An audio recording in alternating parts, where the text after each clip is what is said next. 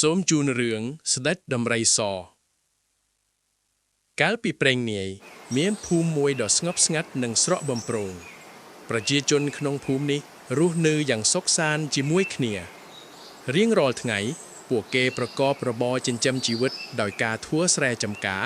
និងជួយគ្នាទៅវិញទៅមកដោយក្តីស្រឡាញ់វាជាជីវិតដ៏សាមញ្ញប៉ុន្តែពោរពេញដោយសុភមង្គលថ្ងៃមួយចៅសេឡាបានដើរចូលព្រៃជ្រៅដើម្បីរកបេះផ្លែឈើពេលកំពុងដើរ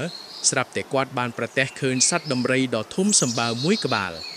ដំរីនោះមានសម្បុរសស្អាតផូរផង់ប្រៀបដូចជាព្រិលឈរយ៉ាងសង្ហាចៅសេឡាមិនដែលឃើញសត្វដំរីបែបនេះពីមុនមកទេហើយមានអារម្មណ៍ងឿងឆ្ងល់ជាខ្លាំងចៅសេឡាមិនមានអារម្មណ៍ភ័យខ្លាចឡើយផ្ទុយទៅវិញគាត់បានសម្រេចចិត្តចូលទៅជិតដំរីនោះបន្តិចម្ដងដំរីសក៏បានទទួលស្វាគមន៍ចៅសេឡាដោយក្តីមេត្តាពួកគេបានក្លាយជាមិត្តភក្តិនឹងគ្នាភ្លាមចៅសេឡាបានចែករំលែកអាហាររបស់គាត់ជាមួយដំរីសប៉ុន្មានឆ្នាំក្រោយមកនគរទាំងមូលបានជួបគ្រោះរាំងស្ងួតយ៉ាងធ្ងន់ធ្ងរ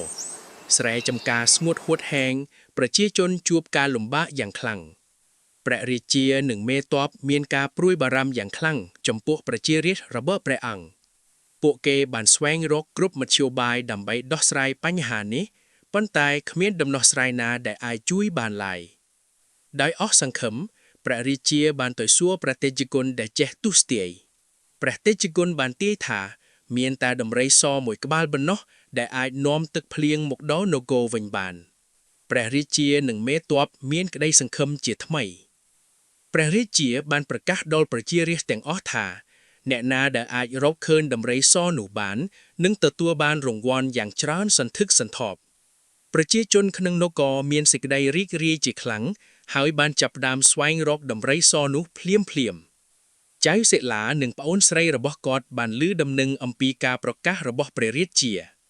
ចៅសេឡាមានការភ្ញាក់ផ្អើលជាខ្លាំងព្រោះគាត់ដឹងថាដំរីសដែលព្រះរាជាកំពុងស្វែងរកគឺមិត្តភក្តិរបស់គាត់មានអារម្មណ៍ស្ទាក់ស្ទើរថាតើគួរប្រាប់រឿងនេះដល់អ្នកណាចៅសេឡាបានគិតយ៉ាងស៊ីជម្រៅអំពីស្ថានភាពនេះគាត់ស្រឡាញ់ដំរីសខ្លាំងណាស់ប៉ុន្តែគាត់ក៏អាណិតអាសូរដល់ប្រជារាស្ត្រដែលកំពុងរងទុក្ខតើគាត់គួរធ្វើអ្វីទៅនេះជាការសម្រេចចិត្តដ៏លំបាកបំផុតសម្រាប់គាត់ទីបំផុតចៅសេឡាបានសម្រេចចិត្តលះបង់ដើម្បីប្រយោជន៍រួមគាត់បានទៅគួលព្រះរាជាហើយបានប្រាប់ព្រះអង្គអំពីដំរីសព្រះរាជានិងមេទ័ពមានសេចក្តីត្រេកអរជាខ្លាំងហើយបានធ្វើដំណើរតាមចៅសេឡាចូលទៅក្នុងព្រៃពេលព្រះរាជាបានជួបនឹងដំរីសក៏បានលើកប្រមូលរបស់វាឡើងហើយស្រាប់តែមេឃក៏ចាប់ដើមបង្អុរភ្លៀងបានធ្លាក់មកយ៉ាងជក់ជោមស្រោចស្រាប់លើនគរទាំងមូលប្រជាជនមានសេចក្តីសប្បាយរីករាយជាខ្លាំងដោយដឹងថាគ្រោះរាំងស្ងួតបានបញ្ចប់ហើយព្រះរាជាបានដង្ហែស្ដេចដំរីសចូលទៅកាន់ព្រះបរមរាជវាំងយ៉ាងអធិកអធមប្រជារាស្ត្រគ្រប់ទិសទីបានមកអបអរសាទរមិត្តភក្តិថ្មីរបស់នគរ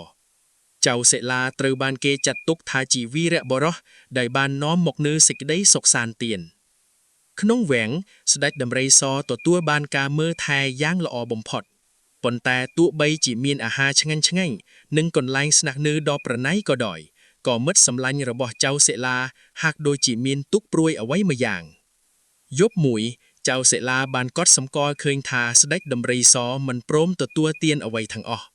វាតែងតែសម្លឹងទៅរកព្រៃជ្រៅវិញចៅសេឡាដឹងភ្លាមថាមិត្តរបស់គាត់កំពុងនឹកផ្ទះនិងនឹកម្ដាយចរារបស់វាចៅសេឡាបានជួលគួលព្រះរាជាទាំងទឹកនែកដើម្បីសុំសេចក្តីមេត្តាគាត់បានទូលព្រះអង្គថាសត្វដំរីមិនអាចរស់នៅក្នុងទ្រង់មាសបានឡើយបើវាមិនបានត្រឡប់ទៅព្រៃវិញទេវានឹងស្លាប់ដោយសារការនឹកផ្ទះជាមិនខានដោយមានព្រះតីសប្បុរសព្រះរាជាបានយល់ព្រមតាមសំណើរបស់ចៅព្រះអង្គមានបន្ទូលថាសេចក្តីស្រឡាញ់ដែលពិតប្រាកដគឺការឃើញអ្នកដទៃមានសេរីភាពអ្នកទាំងអស់គ្មានការកោតសរសើរចំពោះការសម្រេចចិត្តនេះយ៉ាងខ្លាំងចៅសេឡាបានជូនដំណើរស្ដេចដំរីសត្រឡប់ទៅកាន់ព្រៃភ្នំវឹងពួកគេធ្វើដំណើរឆ្លងកាត់វាលស្មៃនិងស្ទឹងជាច្រើន រាល់ជំហានដែលឈានទៅមុខស្ដេចដំរីសហាក់ដូចជាមានកម្លាំងមាំមួនឡើងជាលំដាប់លំដោយកណ្ដាលព្រៃជ្រៅស្ដេចដំរីសបានជួបនឹងម្ដាយរបស់វាជាទិដ្ឋភាពដ៏រំភើបដែលមិនអាចថ្លែងបានចៅសិលាបានឈរមើលពីចម្ងាយទាំងញញឹមព្រោះគាត់ដឹងថាគាត់បានធ្វើរឿងដ៏ត្រឹមត្រូវបំផុតមុននឹងបែកគ្នាស្ដេចដំរីសបានងាកមកសម្លឹងចៅសិលាជាលើកចុងក្រោយវាហាក់ដូចជាចង់និយាយថាអរគុណមិត្តសម្លឹងរួចវាក៏ដើរចូលទៅក្នុងព្រៃបាត់ទៅទុកឲ្យចៅសិលាឈរនៅទីនោះដោយក្តីសុខសាន្តចៅសិលាត្រឡប់មកភូមិវិញហើយរស់នៅយ៉ាងមានសេចក្តីសុខគាត់តែងតែរំលឹកអ្នកភូមិអំពីមេរៀននៃសេចក្តីមេត្តាភូមិឋានរបស់ពួកគេលែងស្គាល់នៅភាពក្រីក្រឬគ្រោះរាំងស្ងួតទៀតហើយតាំងពីពេលនោះមកស្ដេចដំរីសបានក្លាយជាអ្នកថែរក្សាព្រៃព្រឹក្សានិងនគរទាំងមូលរឿងរ៉ាវរបស់វានិងចៅសិលាបានក្លាយជាវីរកថាដែលដក់ជាប់ក្នុងចិត្តប្រជាជនខ្មែរគ្រប់ជំនាន់